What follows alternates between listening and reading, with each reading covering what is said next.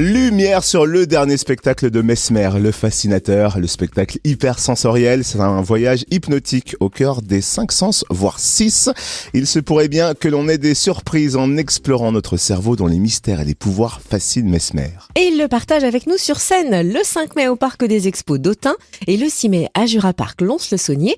Mesmer est notre invité, bonjour. Hey, bonjour, ça va? Très bien, et vous Mesmer? Ah oui, très bien. Ben écoute, je suis en pleine tournée de spectacle, alors c'est un vrai marathon là en ce moment là. On avait 70 dates à faire de janvier jusqu'à juin. Alors je suis là-dedans là. Alors en mode focus et on y va. C'est parfait, faut rattraper le temps perdu du Covid en effet. Eh oui, exactement, oui. Une question qu'on vous a sûrement posée plein de fois Mesmer, mais pourquoi avoir choisi ce nom Mesmer? Ben écoutez, j'ai commencé tout jeune à pratiquer l'hypnose, puis un des personnages qui a marqué l'histoire de l'hypnose, c'est le Franz Anton Mesmer, qui était un des premiers à étudier le magnétisme animal. On appelait ça comme ça à l'époque, le magnétisme et tout ça. Et c'est un peu grâce à lui maintenant que l'hypnose est là et qu'on connaît l'hypnose comme aujourd'hui on le connaît. Alors Mesmer, pour moi, c'était une façon de lui rendre hommage aussi avec tout ce qu'il a fait. Et moi, j'ai ajouté un deuxième S. Question personnelle. Si vous connaissez la numérologie, vous allez comprendre pourquoi, mais sinon, j'ai ajouté un S pour faire différente en même temps, mais aussi, je trouvais que Mesmer, si j'allais percer, par exemple, le marché américain ou anglophone, le Mesmerize ça collait bien avec le nom aussi. On a bien fait de vous demander parce qu'on n'imaginait pas tout ça. Ben Mesmerize, à contraire, les gens pensent que Mesmerize ou Mesmer vient du verbe mesmériser ou mesmerize, mais ça vient de Franz Anton Mesmer et un verbe a été créé avec tout ça, avec les années, avec je vais te mesmériser, et en anglais c'est mesmerize you, alors ça a resté. Vous avez dit vous intéresser à l'hypnose depuis tout jeune, mais depuis quand précisément vous passionnez-vous pour le cerveau? Ben écoutez, depuis que j'ai 7 ans, j'ai commencé à pratiquer l'hypnotisme parce que mon grand-père m'a initié à ça en me donnant un vieux bouquin, un vieux livre qui était devenu pour moi un grimoire. Je le lisais tous les soirs comme ça à la maison et j'ai pratiqué ce qu'il enseignait là-dedans. Alors j'ai commencé tout jeune à 7 ans à pratiquer ces phénomènes-là hypnotiques et la force de l'esprit, le subconscient et tout ça. Alors j'ai baigné là-dedans toute ma vie.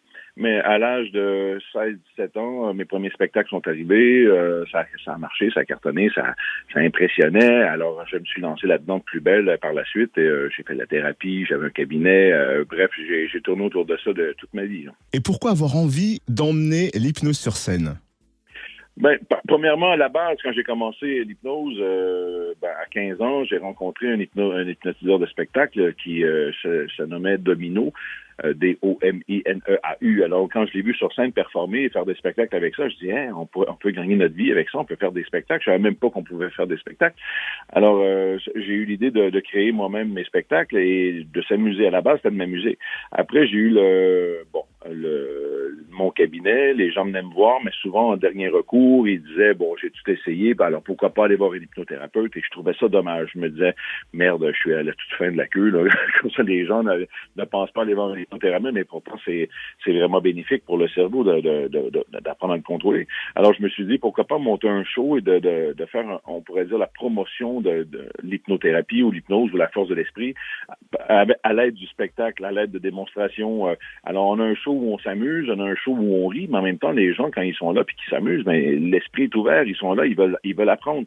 Alors, à ce moment-là, je peux passer mes messages et je le vois, au Québec, ça a marché parce qu'on parlait plus d'hypnose avant que je fasse des grands spectacles aussi, ou quand j'ai passé à la télé avec des émissions de télé, on s'est mis à parler d'hypnose partout. Alors, il y a des cabinets qui se sont ouverts. En France, quand je suis arrivé, c'était pareil. En 2011, on parlait plus d'hypnose nulle part, ou presque pas.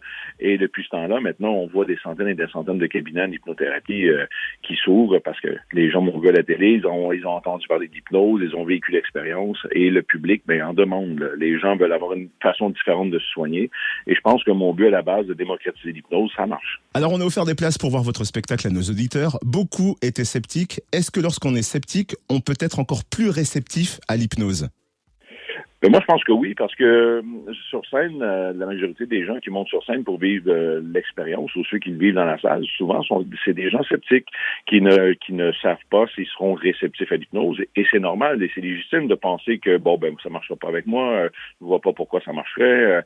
Mais honnêtement, c'est ces personnes-là, pour moi, qui sont les plus sensibles à l'hypnose, parce que souvent, ils n'ont pas peur de l'hypnose, parce qu'ils se disent, ça marche pas, c'est des conneries, ben, c'est des comédiens, alors ils se bloquent pas. Et ils n'ont pas peur, ils se bloquent pas, ils essaient des trucs, finalement, le cerveau réagit très bien à ce que je propose. Et là, mais eux, une fois qu'ils l'ont vécu, deviennent mes meilleurs ambassadeurs, parce qu'ils se disent, j'étais son pire sceptique, et maintenant, j'ai été bluffé, alors ils en parlent à leur famille, leurs amis, alors, le bouche à oreille est très, très fort. Contrairement à une personne qui y croit et qui a peur de l'hypnose, mais là, à ce moment-là, quand vous avez peur de ça, pour moi, c'est plus difficile de vous diriger, de vous amener là, parce que la peur vous maintient dans cet état de conscience. Mais je vous dis, moi, je le vois dans le spectacle dès le début du show, et beaucoup de personnes sont réceptives, et je fais 2-3 tests dans la soirée pour aider les gens qui n'ont pas réagi au premier test à réagir au deuxième, et à la toute fin du spectacle, je fais un numéro d'hypnose collective avec tout le monde, et là, tout le monde participe, tout le monde veut l'essayer, et là, on se retrouve avec 2-3-400 personnes sous hypnose en même temps lors du numéro final. Alors ça, c'est bluffant, et ça fait un bouche à oreille très, très fort. Hein. Alors on le sait, hein, quand on assiste à vos spectacles, si on est très réceptif, on se retrouve sur scène. Qu'est-ce qui va nous arriver sur scène avec Hypersensoriel? Bah, c'est sur une base volontaire en même temps. Il y a des gens qui s'empêchent de venir voir le show parce qu'ils ont peur de se retrouver sur scène. Mais je vous le dis, c'est sur une base volontaire. Je fais appel aux gens réceptifs qui ont envie de monter. Alors, ils montent sur scène. Et à ce moment-là, mais une cinquantaine de personnes à tous les soirs auront la chance de monter et de vivre l'expérience. Et ils vont vivre toutes sortes d'aventures dans mon spectacle hypersensoriel. On va faire appel à vos sens. On va vous démontrer que votre subconscient peut influencer vos sens. Anéantir un de vos sens ou vraiment le décupler, devenir encore meilleur. Vous allez avoir avec toutes sortes de numéros comme ça des scénarios plus cocasses les uns que les autres. Vous allez vous amuser, ça je vous en promets, je vous le dis, vous allez avoir mal aux joues et au ventre pendant vous allez rire. Et dans mon spectacle hypersensoriel, mais je me sers beaucoup de la technologie pour vous emmener plus loin, dont un numéro avec la réalité virtuelle où vous allez voir que la réalité virtuelle peut nous hypnotiser et nous emmener très très loin et vivre des aventures vraiment palpitantes qu'on n'aurait jamais pensé. Alors ça, c'est un numéro pas manqué dans le spectacle. Incroyable. On a hâte d'y être le 5 mai à Autun et le 6 mai à Lons-le-Saunier. Merci Mesmer d'avoir été avec nous. Merci beaucoup. Et venez en amis, hein, venez avec des amis, en groupe d'amis, à famille. S'il y en a un de votre groupe qui monte sur scène, ça va être encore plus le fun pour vous, plus drôle pour vous. Merci beaucoup. Merci.